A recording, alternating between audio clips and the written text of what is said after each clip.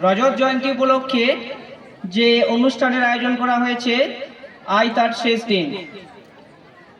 আজ এই শুভ দিনে এই সুন্দর মুহূর্তটিকে বরণ করে নেবার জন্য একটি দ্বৈত কণ্ঠে কবিতা আবৃত্তি করে আমরা শোনাচ্ছি।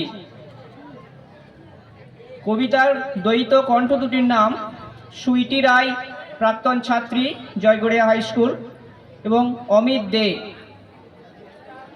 কবিতার নাম বিদ্রোহবান, কলমে অমিত দে।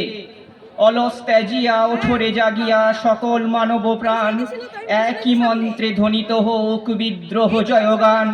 দুর্গম পথে দেব মোরা পারি, ভয় ও ভাবনা সকলেরে ছাড়ি।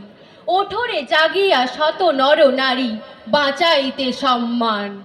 অলস ত্যাজিয়া ওঠরে জাগিয়া সকল মানব প্রাণ, একই মন্ত্রে ধ্বনিত হোক বিদ্রোহ জয়গান। মোছো ভেদাভেদ শত জাত পাতে, হাত রেখে হাত সবাকার সাথে, প্রতিজ্ঞা করো নবীন প্রভাতে, শয়তানেরই রক্তে মোরা করিব আজিকে স্নান।